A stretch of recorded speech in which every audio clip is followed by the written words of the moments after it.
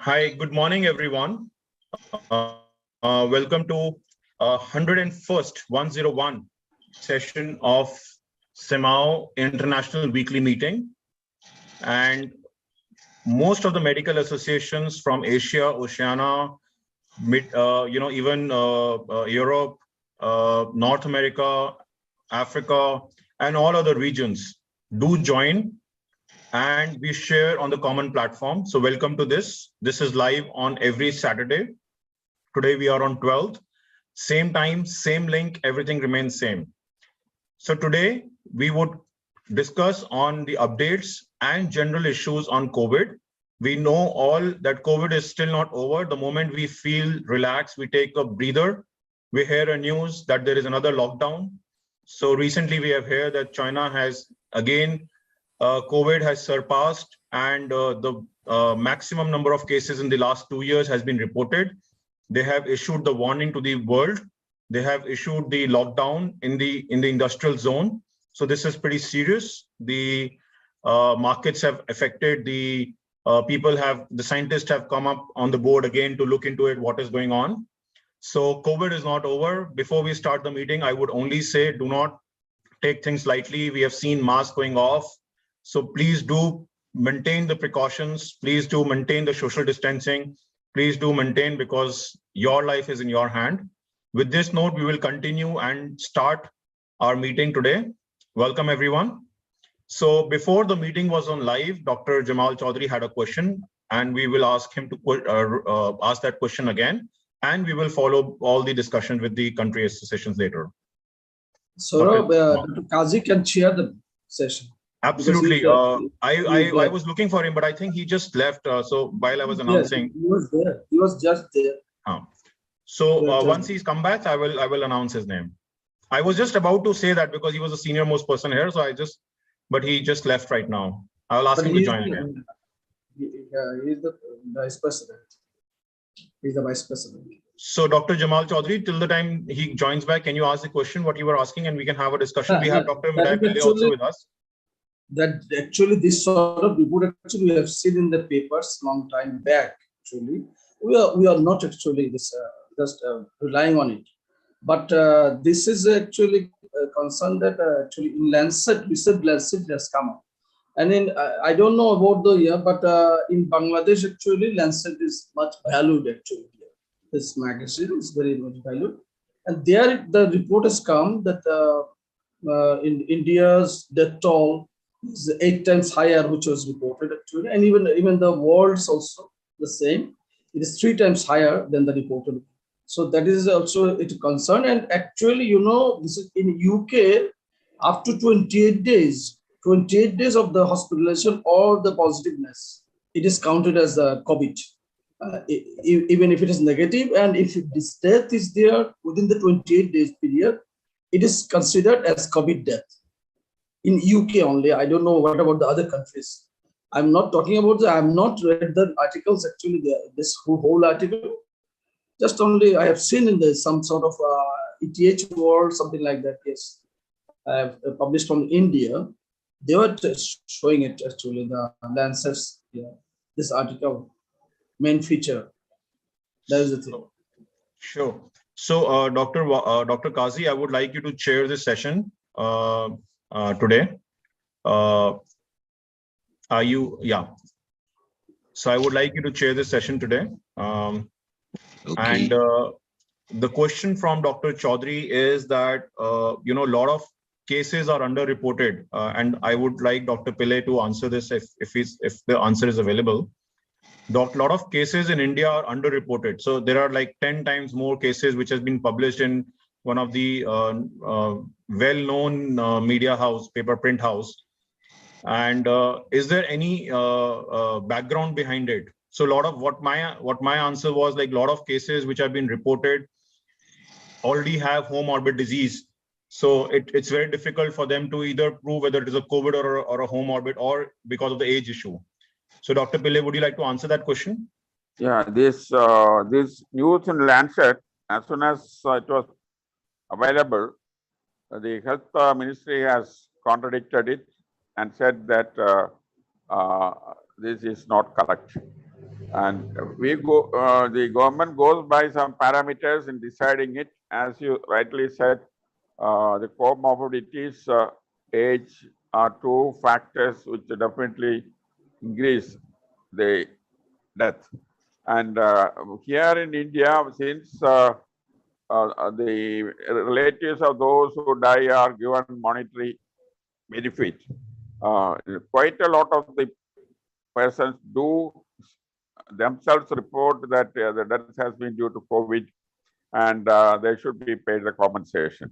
So even taking into consideration that sort of a proactive approach of the public, the death rate definitely is around 5 lakhs, and the total number of cases has been about 4 crores.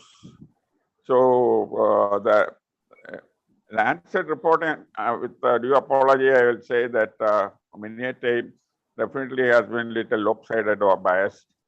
We have seen in many issues, particularly public health issues, scientific articles, nobody disputes.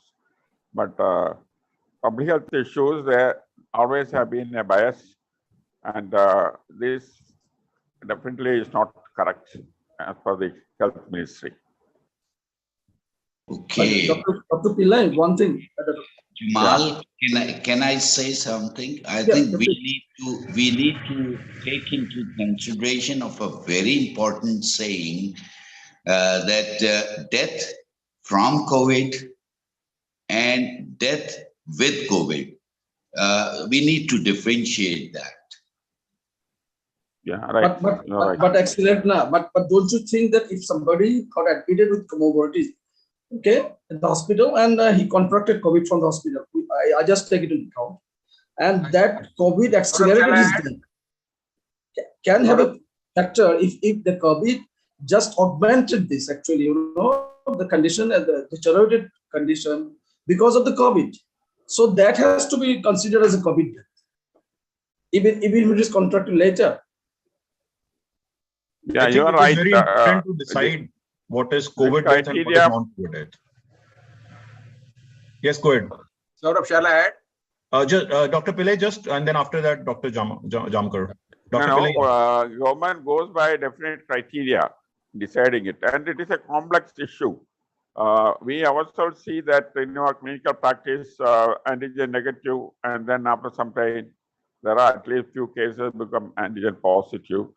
And these variations are there, but with each death, antigen test is done, particularly those who had COVID at some time or other. After death, to decide on the way the body has to be disposed, the antigen test is a must in our country, and that is a good parameter. Then, of course, even if the antigen becomes negative, the post-COVID issues are there with these patients, and that again, only if it is acute case, it is considered directly related to COVID. But post-COVID scenario is a little different, where the criteria on individual case is decided and decided. And generally, the public do want to categorize them as COVID death because of the financial benefit the government has offered. Yes, go ahead, Dr. Jamkar. You want to say something? Yeah, actually, I just scanned that article while Dr. Pillai was talking. It's a very brief article of 4 paragraphs, and there is no substantiation, there is no validation, there is no data, except it concludes directly that India has 8 times more deaths. So I think we have to take this whole report with a pinch of salt. As agreed, with a new wave or Delta wave, people are not doing RT-PCR, and with the symptoms, they are just going to the pharmacist and get those kits. And once they are positive or negative, it's not reported. So as a net result, it is likely that the number of positive cases might be very high. But then all these positive cases, once they become sick, and once they become, say, require hospitalization, it has to go to a hospital where where I suppose RT-PCR is done. And then we have appropriate mechanism of public health reporting everywhere, because RT-PCR is not done unless you have an Aadhaar card. So I think there's nothing you can deceive. So I think I don't agree that there is any increased number of deaths. Second important thing is many patients are now with post-COVID. They might have first wave, they might have second wave, they might have some pulmonary complications, they might have something more, which is at present they are COVID negative. Therefore, theoretically, they are COVID deaths, but they are post-COVID deaths. I think such deaths may not be included, but I don't suppose they are far more. And maybe we could request through this channel, Government of India, that we should have even data of post-COVID deaths. Because one of my teachers who had a COVID 2 months before, he was all right, and he suddenly developed hemoptysis, and in 2 episodes he died. And I think when he was hospitalized, he was not COVID negative. So as a net result, it is a post-COVID death because it was a pulmonary fibrosis and all pulmonary complications. But I think obviously it is not reported as COVID death. So I think this report we have to take in pinch of salt. In addition, as everybody agrees, Lancet is anti-India. They don't just, they envy our growth. Maybe, I don't know whether this panel is right for talking that way. But I think it's just controlled by Western pharma industry. And maybe we have to take all those reports because they give, I am requesting everybody to see that report. There's nothing. You can't just conclude with the 3 paragraphs that deaths are high, except it's a personal opinion of some, maybe some physician, and it's directly highlighted in Lancet. But why don't you think that the government itself should bring this Lancet into account, and they should answer to the government? Because it's just if you are saying that it is deliberately intentional, then the government should go for the proper action, because it's really worrying. It's worrying in the sense they will never publish. Huh? They will never publish. No, I'm not talking. I'm talking about this. This is actually the government. Actually, they're just disputing the governments here. Okay, reporting.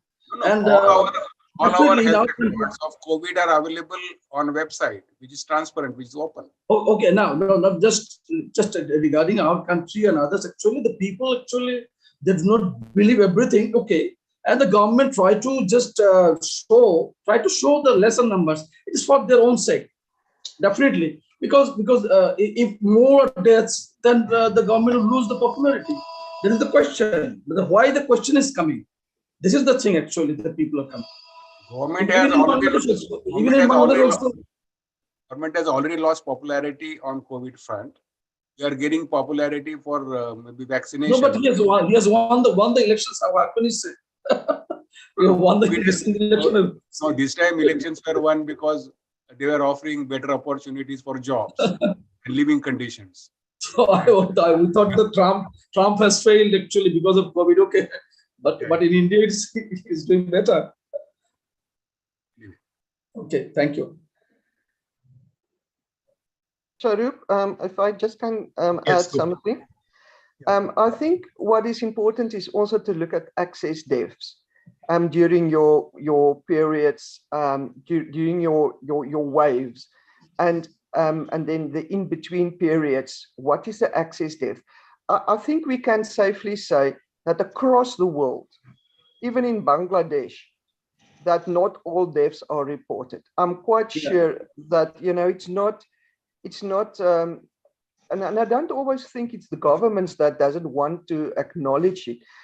It is just the way it is, because if we really want to say or contribute each and every death to COVID, you actually need to do a post-mortem and confirm it with that. But all the drama that goes with it is not making it worth it.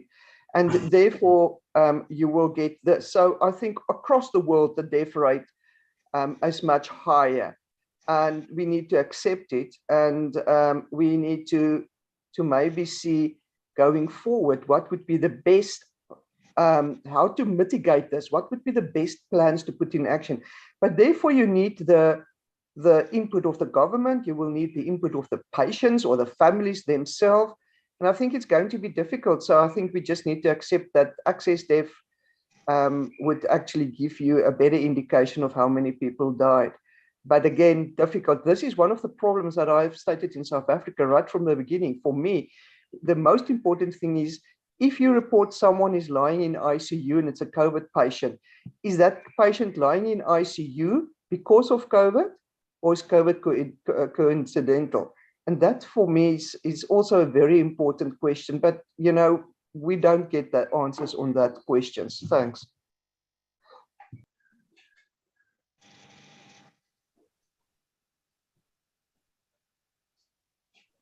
Thanks, Dr. Ansika. So let's move forward with the update. Dr. Jamal Chaudhary, would you like to give an update for your country, Bangladesh? Yeah, thank you so much, Philip. In Bangladesh, situation is much controlled here. The number of cases were only just about 200, and the number of deaths was 5 yesterday. So the total number of vaccination is 210 million, and actually this first dose was given near about 12 and 12.5, like that, and sorry, 120 million, and second dose that was given to 80 million. So the vaccination is progressing well, we must say, in Bangladesh, and the situation is much controlled. But everything is open, and including the schools. Only the primary schools are not open yet. I think soon they will open it, primary schools. So situation is quite normal here. Thank you. Okay, can I have an update from Dr. Martinda Pilla? Thank you. Very good morning.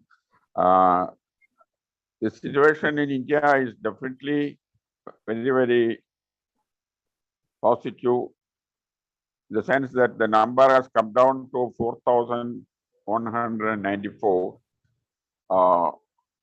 From what it was almost 1.7 lakhs per day, it has come down to 4,194. In many states, at least for 3 or 4 days, there are no cases reported, like Pondicherry, Assam, and many other states. So numbers are in 2 digits in certain states. So definitely it is flattening, and the third wave is more or less in a state where it is no longer a concern. That's what we have reached. The positivity rate has come down to 0.52%. The health ministry has declared that if it is more than 1%, of course, you have to be much more vigilant. But now it is, even the positivity rate is coming down, and presently it is 0.52%. Recovery rate has been about 98.7%, which is definitely a good percentage. The active case load, when you consider the total number, is hardly 0.1% now. So all the parameters are definitely coming down. And on the vaccine front, more than 1.78 crores of vaccine has been distributed. And the eligible population, definitely almost all has been receiving the first dose, and of course even the second dose. The children 14 to 18 are also being vaccinated, and we have definitely a proposal to extend it from 5 to 15 years, and even that process is happening. Then, of course, the IIT Kanpur, which normally predicts the mathematical equations and statistics of IIT Kanpur, is predicting that there could be a fourth wave by July, August. But even that derivation has been challenged by even IIT Kanpur, another group itself. So that is where we stand regarding the next wave. But now life has returned more or less to normalcy. The trains full occupancy is allowed.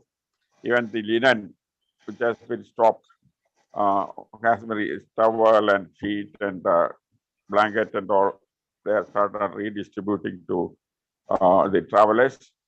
The air travel restrictions have come down. Only thing is you should have a vaccination certificate, but no RT-PCR is done for air travel. Schools have opened to full strength, but then COVID protocols are being followed, and time and again it is being emphasized that in spite of sort of getting it controlled, the COVID protocol like wearing masks, hand sanitation, and physical distancing has to continue. Markets and all are open.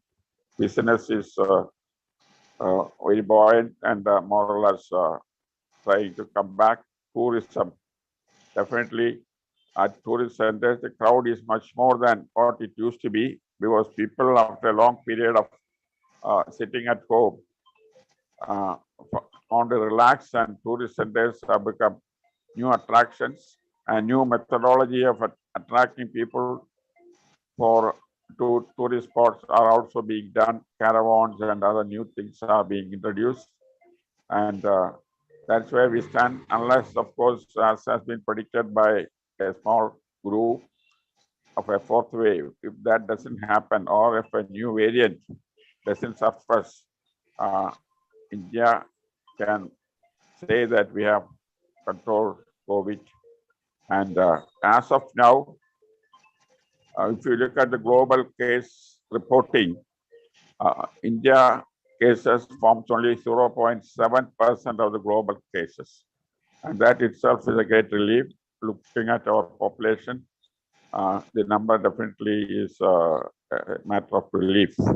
So that is where we stand. Thank you. Dr. Pillai, just you were mentioning about this border, okay, border. But what about the airlines protocol? They are not just the airline. They are asking that you have to go for the COVID test. They are compelling the passengers for COVID test. Even though the country is allowing those who are fully vaccinated, they are allowed without test. In our country also the same thing. But what about the airline? The airline is imposing that no, you have to go for the test before you fly. To follow the instructions the from airline depends upon which airline it is. But when you come back home, whether you're a foreigner or an Indian, the quarantine is no longer necessary. Previously, 7 days of very strict quarantine and 1 week of self-isolation. Now, you can straight away, after landing in India, you can straight away go back to your work. But at the entry point, whatever rules are existing in those countries, that is to be followed. But even there, many of the countries don't insist on a RT-PCR test, but COVID vaccination certificate alone. No, but I was telling about the airline. Airline, yeah, exactly. Yes. Air travel. That is about the airlines. Yeah, they are not exempting. Within the country, there is no restriction. Airlines, air travel, domestic air travel. Only vaccination certificate is required. No RT-PCR to be done, and you can straight away go back to your business or whatever you have come to that place. So one more question. I think Dr. Elvin has also joined, so we will continue with it. So considering what's going on in China, and we, like a lot of countries, have trade travels happening between China and the world, and considering a lot of cases, like we are not doing RT-PCR testing now, we are not doing any follow-ups on those things, or just the regular vaccination. Do you think these cases can again move out of China and going forward can lead to a problem in other countries? I know it is a very hypothetical question, but a lot of answers needs to be coming from this forum. Good afternoon. Sorry, I cannot hear your question just now.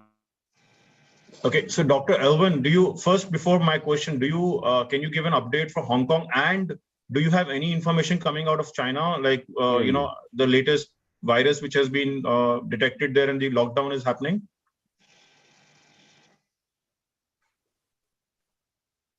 Yeah. Yeah, I don't have any inside information. So I also heard from the news that there are now more than 1,000 cases a day yesterday, and I think China has such a long border, so if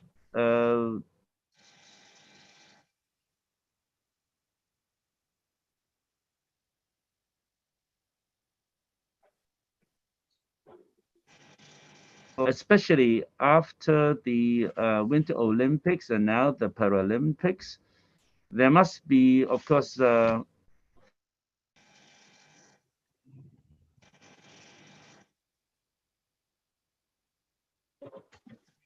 mutants. So I think it's difficult to be immune to all these imported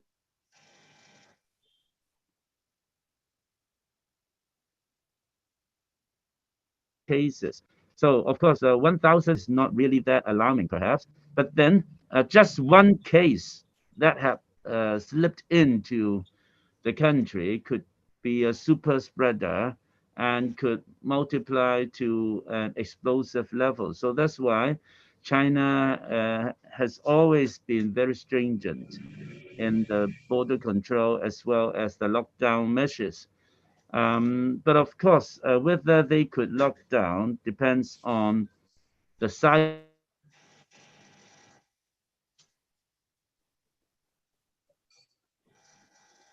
of the city and for the manpower. About 2 or 3 cities that had complete lockdown, like Xi'an,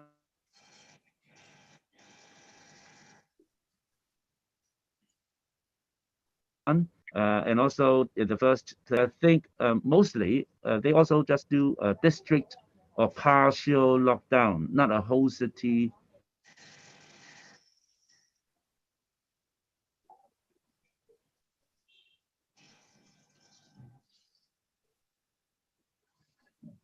The 5 million people, I think it's really difficult to have a complete city lockdown. But at least the first step in Shanghai is that they had now stopped the schools, closed schools already. Whether they would have further measures for lockdown, I don't know. So anyway, for China, I think the difficulty is that uh, in contrast to most other countries in the world,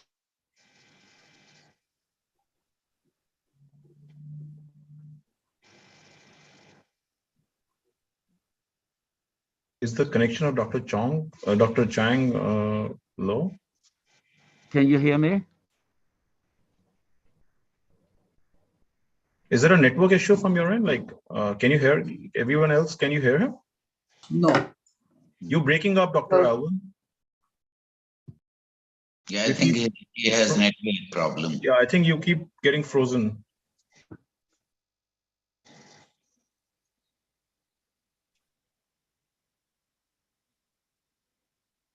Okay, so I think he lost his connection.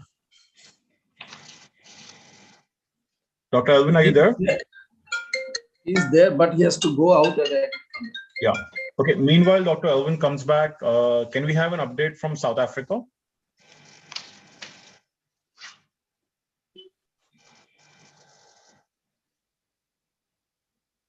Can I just ask, while we're waiting, can I just ask what variant is currently in China? Do we know? Is it Omicron or is it something else? So that would be one of my questions. While we're waiting for Dr. Hussain and Dr. Muzukwa, in South Africa, the problem is our infectivity rate has not been less than 5% up until now. So we, one way or another in South Africa, the expectations are that we are really out of danger and everything is fine, but it's not. 5% infectivity rate, if you've never been down since Omicron started, down on 5%, we're still not out of the woods. And people are pushing for, you know, not being able to wear masks anymore, which I think it's also not right. You need to wear your masks, especially in indoors, as well as in hospital setups, you know, or any other place indoors where you work with people. And then the next thing is, I think, ventilation, a huge problem. However, outdoors, we can start to drop the masks. The one thing that South Africa needs to stop is the useless temperature taking of people going into centers or into buildings. That add no value. Sanitation still very important, I think, especially in your shopping centers or where a lot of people comes together. That's important. We're also waiting for our fifth wave. We will see. The expectations is May, June. If it's going to happen, then, you know, it still follows the same pattern. If it's not going to happen, then the question is when, and will we then become endemic? This is, and I think the next 6 months, especially in South Africa, is very important as to give us an indication going forward what is going to happen. South Africa also struggling very much with vaccines. We're still under 45% of fully vaccinated people, and then the uptake of boosters are not that great either.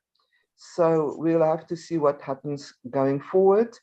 And again, I want to, what was said earlier, people doesn't go to the doctors anymore, doesn't go even for testing because it costs them money. So they don't even go for testing if they are sick. So I think the incidence rate of people had it at Omicron is quite high, much higher. And then again, access death is something to watch out for. Thank you. Thank you, Sarab. Thank you, Angelique, for information. South Africa is doing well at the moment. The new cases within last 1 week is around 700 to 2,000. Yes, last 24 hours, 1,800. Death rate is also gone down. It's 0 to 50 over the whole week. Almost now we're reaching 100,000 death total till the COVID-19 started. And the total admission last 24 hours was 2,500. Out of that, 90 was ventilated, 250 was in ICU. Our recovery rate is 96%. Positivity, as Angelique said, less than 5. And vaccine is almost 31 million done. Beaches are open. Holiday makers are coming. And people want to get away from the mask, social distance, 1.5, they want less than 1. So those are the challenge coming up. Schools are open, holiday makers are pouring in Cape Town and Durban. Numbers are increasing, but a PCR test is still needed on arrival or you going out from the country. That's from South Africa. Thank you. What about Dr. Akhtar? What Yes. How you interpret? I've seen for many days it's almost flattening actually. This South Africa cases. So how you interpret it? Why it is not decreasing actually? This is still 5%, but in contrast, in Bangladesh it is less than 2% now. Suppose like that, but because why it is not coming down actually? Yeah, you're right. Some provinces flat. It's just flat. It's less than 1%. Some provinces are still high, especially Western Cape and Gauteng province, where the higher concentration. So it's like a pocket type of incidence. That's the number increase in the certain area where there's a highly density population. People are not following masks, social distance, sanitization, and don't even go for the test. And that's the problem.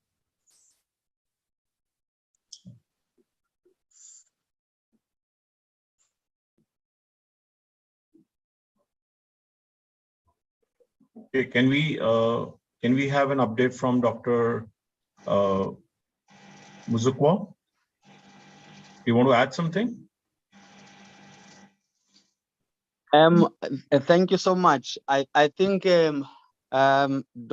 Hussein has covered most of the things, and I think what we are looking at now as the country, as South Africa, we're looking at, obviously easing restrictions because the numbers are going down.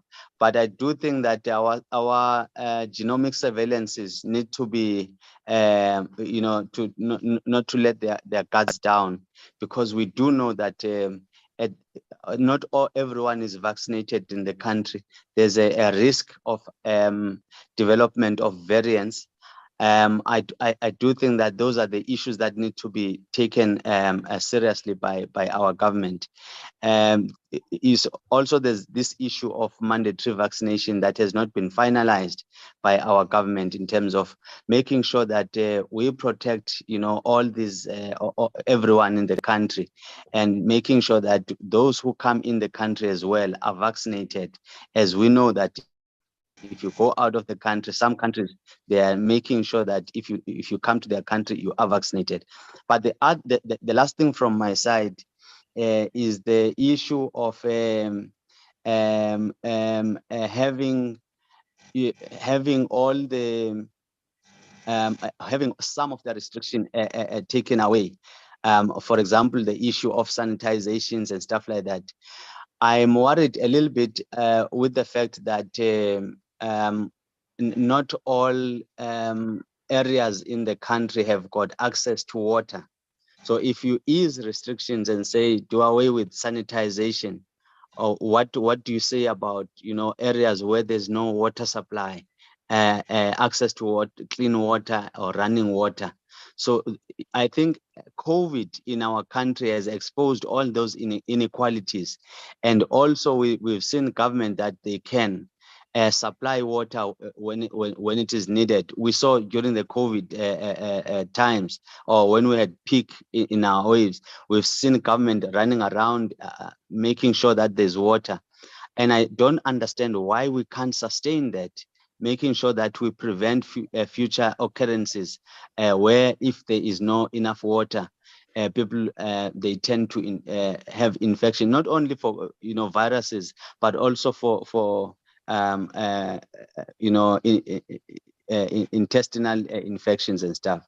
So I think those are some of the things that we're still grappling with, and also challenging government, using science to say, but you are not doing enough in terms of water supply. You are not doing enough in terms of providing more healthcare workers. So there are many challenges, many lessons that we have learned from COVID that we think has to be rectified at this point in time. I think I would stop it from there for now. So we have Dr. Elvin back. Dr. Elvin, are you there?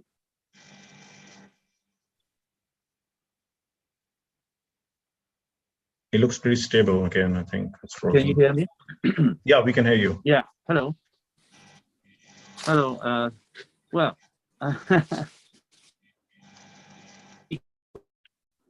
in China, because I don't have any inside information. I also get the information like you do from the news. So about Hong Kong, we are now hopefully past the peak of the pandemic of the Omicron. Of course, we don't know the genome of the strains that have been sweeping Hong Kong for the past 2 months. But however,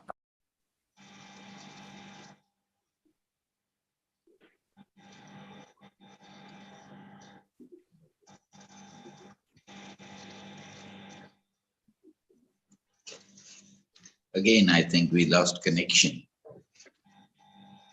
Yep.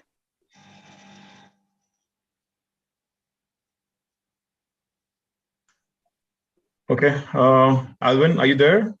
I think we lost him again. Connection is bad in Hong Kong right now. Yeah. So, okay, so let's move with Pakistan. Hey. Thank you, Sharab. I have these stats available from Pakistan. Life has eased up very nicely. And the stats are, we have partially vaccinated about 128 million, and fully vaccinated, we have 101 million. And in the last 24 hours, we had 501,000 vaccinations. And we also have boosters for about 4.8 million who got their booster doses. And the confirmed cases total is 1.5 million. And in the last 24 hours, we had 571 cases. And the critical care cases admitted are 641. And in the last 24 hours, no case was admitted for the critical care. The total deaths throughout this COVID pandemic is 30,000 in Pakistan. And in the last 24 hours, we had only 6 deaths. And the recovery rate is very good. We have 1.4 million recovered cases. And in the last 24 hours, we have 525.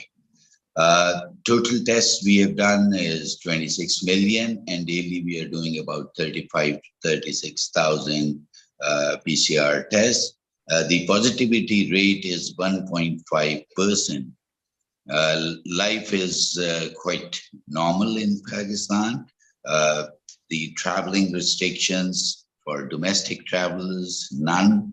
While the inbound travelers, they don't need to have the PCR testing.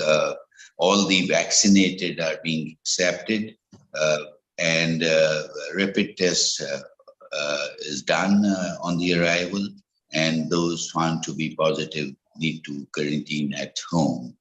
And Jamal was asking that a lot of countries have waived off the mandatory PCR testing, but some of the airlines definitely are keeping the PCR test still on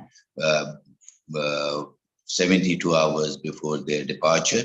And then, of course, at the airport, they do the rapid testing as well. So life is quite, seems to be normal. Schools are open, markets are open, the indoor dining is allowed, and we are having the Pakistan-Australia test starting today, that test match. And a lot of crowd is there. But of course, the wearing of mask is mandatory, and keeping distance is, of course, educated. So life seems to be quite normal, and this is what the new normal is. We have to live with. Thank you, Suraj. Thank you. I wonder how many masks will still be on if there is a wicket which has been taken off from the ground. That's right. Dr. Kazi, what is the booster given there? What is the type of vaccine? Pfizer. We are giving the Pfizer vaccine. It's being provided free of cost to the public by the government. And I mean, it's quite a lot of people are getting the boosters. In fact, I already had my 4th dose of Pfizer. We initially but of Sinovac, and then the 2 doses of Pfizer as well. But Israel's study was telling there's no benefit in 4th dose. That's right, but the government, I don't know whether if they have plenty of vaccine available to them, they want to utilize it before it expires. So they are educating for the 4th dose as well. You are absolutely right. 3rd dose is enough, but since the government is forcing and they are offering us, so we had to go. Thank you. Okay. Dr. Kaisar is there. I think Dr. Kaisar is there. Dr. Salma was there. I think she left. Also there. Dr. Kaisar is there. Yeah, Saurabh, thank you very much. I think Dr. Qazi has already explained everything. The situation is very much controlled in Pakistan. Everything is on. The life is absolutely in a normal swing. Every educational institutions, the restaurant, all types of gatherings are going on, and the only fear is that nobody is wearing mask in anywhere in the gathering or anywhere.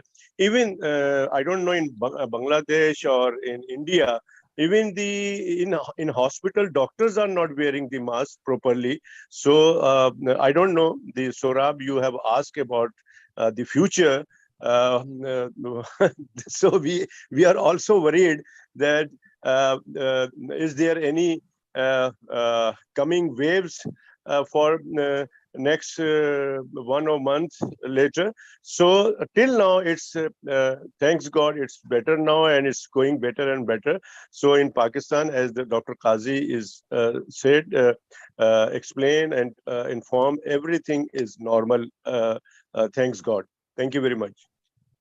Yeah. I think in India, doctors are wearing masks. I don't think we have that issue, at least in hospitals. But yeah, on the streets, you might see a lot of people who are not wearing masks. And but I think this is more of not with the policy. This is more of your own security. And if people are stupid, not wearing masks, I think for you, it's more important. If you're wearing mask, you're still secure.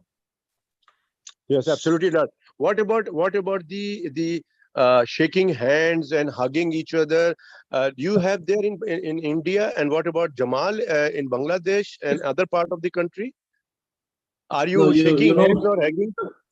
Listen. I personally do it because I don't have the habit to touch my mouth and you say face with the hand. I have just got rid of from the very beginning. So that's why you can.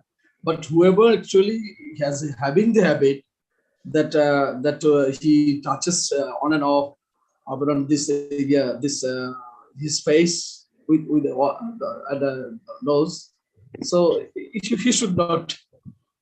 That's why actually the people are doing it now, and they are a bit relaxed. But only thing is that in the wedding ceremony or some of the social gatherings, actually, yes, people are still wearing masks, but a lot of people are not doing that. Yeah. The number is less. Wearing masks number is less, I think. Yeah, this is in every country, I would say. There are like pros and there are people who are in favor of wearing masks, people who are not in favor of wearing masks. So in India, there is one thing which has come out is that if you're in the car, you don't need to wear a mask. So that has come, which was not earlier before. And also shaking hands in India is like more of habitual. So a lot of times I've seen people shaking hands and then they say, oh my God, sorry, we were not supposed to do it. It's like out of the spontaneous, it comes and you shake hands out of the excitement, you're meeting somebody and then suddenly you realize, no, it was supposed not to be. So a lot of people in India are definitely trying to take precautions, but I think the majority is where, you just loosen up and you hug each other or you shake hands each other. So again, I think it is more now where government is not in the picture. You have to be on your own toes to make sure that you want to hug somebody. You want to, let's say if somebody is trying to shake hand and if I just do like this, I think the message is very clear. I don't want to shake hand. And I just, from distance or in between. In fact, we were shaking hands with the bow with this thing. So, it's very unlikely that you will get sick if you are taking your own precautions. Nobody will force you to hug or shake hands or do anything if you don't want to do it. So I think and if somebody is not wearing a mask, keep your distance and say, okay, I don't want to talk to you unless you wear a mask. So you are absolutely right, Saurabh. But sometimes it's very difficult to say these type of words. People are very much sensitive. Doctor, why you are saying that? I'm not COVID patient. But my point is, as we, as a Pakistan Medical Association, we are regularly very much vocal to the public as well as the government to just pass our message to wear masks, don't shake hand, don't hug each other. We are regularly doing this. So this is very important to just inform people that the COVID is not finished. COVID is here and it can be reoccur. It can increase the number of cases. So please be careful, wear masks, don't hug each other and don't shake each other. So this is very important. I think the other national associations should do in their countries must be very vocal and must be very just provide awareness and everything regarding the coronavirus. That's a good advice. So Dr. Sajad, there's one thing which Dr. KK used to say. Obviously, I think for you, doctor and patient relationship, you can literally say that the patient that, okay, I don't want to see you unless you wear a mask, because I'm not here for you only, I'm here for more patients. I have a duty, I have a social duty. I cannot take a risk of my own getting sick and then not treat other patients. But there are a lot of cases where you tend to meet somebody very senior and you cannot just say no to him, or you cannot just try. So in that scenario, what Dr. KK used to say is, like, rather than standing like this, stand like this, don't face each other. And then you can give a message to them with a very polite way that, okay, I don't want to talk to you face to face, but I'm still honoring because you don't want to wear mask and I still want to talk to you, but we cannot face each other. And I am wearing a mask. So that message goes very politely and very clear that if you wear a mask, we would be more comfortable talking. But if you're not wearing a mask, at least we can have a discussion, not face to face, but not facing each other. So I think with this, if you say, so he also used to say in the airlines, it is very difficult to catch virus. And that has happened. Like, we have not seen any major airlines getting infected with the entire COVID as a super spreader, because you don't face each other, you sit behind. So even if there is, and if you're wearing a mask, so even if you cough, it goes on the seat and it doesn't go across the thing. And there's a ventilation, there's an air filter also there. So if you don't face each other while you're talking, I think that it gives enough room for you not to be on it. But again, if it's a patient, I think you can probably just give a message that either you sit far or you we used to also put a shelter, a filter in between with a I think transparent glass thing. Yeah. The doctors and clinics, like I'm an ophthalmologist, I use a slit lamp, and we have a transparent plastic shield in between patient and the doctor.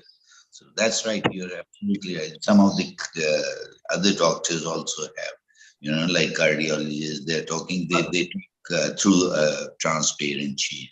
So that is there. Okay. Can we move on? For Dr. Kazi's information. I think Dr. Kazi is an ophthalmologist. Yeah. You're ophthalmologist? Okay. I am also an ophthalmologist. But Great. when I went to check my eyesight, actually, I'm just wearing glasses. So my friend was saying it, and when I requested him, because I'm more than 60, so please, and I am diabetic also, so please look into my retina. He just told me that, sorry, just excuse me now. Later we'll see. This because he has contracted COVID actually because of this patient and this thing, and an ophthalmologist has to go actually very close to the patient when you see by ophthalmoscope, direct ophthalmoscope, not using the indirect one. So yes, that was my experience. Just 2 months back, I think. Yes, I mean, we don't use direct ophthalmoscopy. We do indirect ophthalmoscopy, and that too with the video attachment, so that you can see that on the bigger screen. Plus, the OCT is a very fine tool, gives you lots of information. And using slit lamp with a 90D lens, you can see the retina through the shade. So but that is also very close actually. Being provided.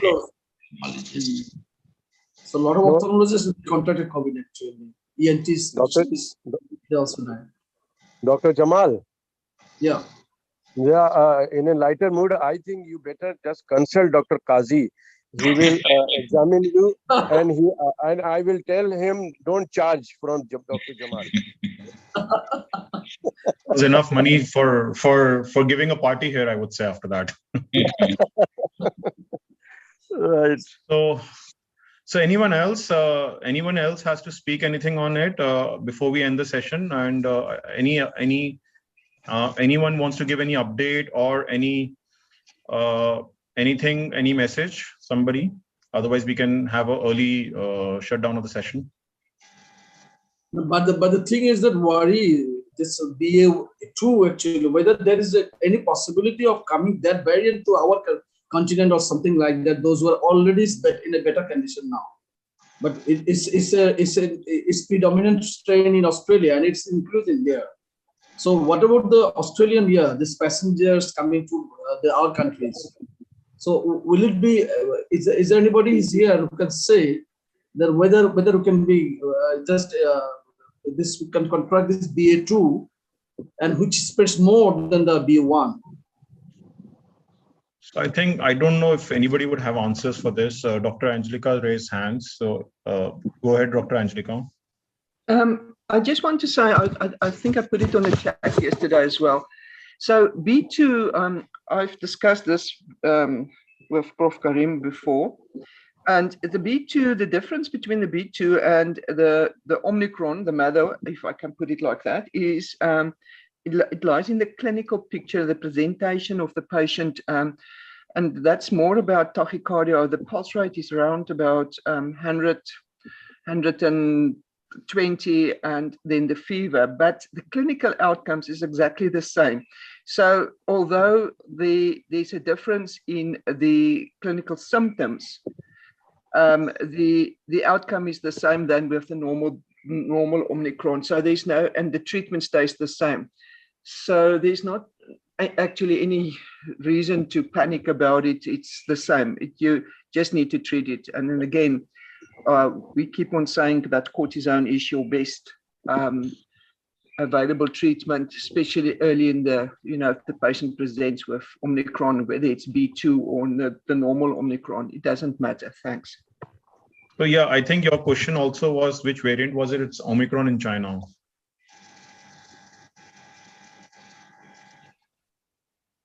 But Dr. Angelic, my question was different actually. We had a wave of BA1 here, okay, in these countries. I think in South Africa also predominant variant was BA1. So, but in UK, Denmark, and Australia, recently Australia is showing that dominant strain is BA2, and they are just cautioning their people. Just you must be more cautious, because it is more spreading than the BA1, which is the original one, the Omicron.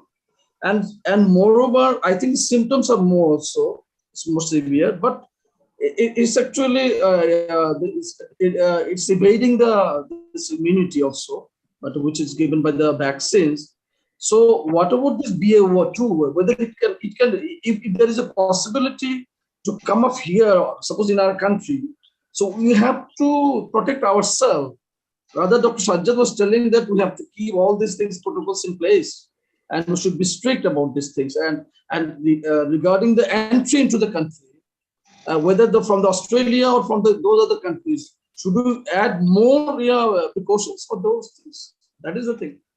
That is the matter of concern now. I hear you, but it's difficult to you can't test everyone to see if it's a B2 or a B1, but you need to go on the clinical symptoms. And again, if you had B1, it seems that you won't get B2. So, whether it's B2 that is currently dominating in your country, the outcomes are still Omicron outcomes. I don't think we should just, we should take note of this. Understand that there might be different clinical presentation of the patient when you examine the patient, but the outcomes is still Omicron outcomes. Otherwise, people are starting to get panicking and would overflow again the healthcare centers. I just think again, just tell the symptoms and don't get people to start to panic. Thanks. Right. Okay, so shall we end this meeting for today? Great. Thank you, everyone. Yes. Sorry, you want to say something? No, sir. I say yes. I just second you. Okay. So thank you, everyone, for joining in for this meeting. This was 101 session. See you again next week. Same time, same day, same link. Thank you.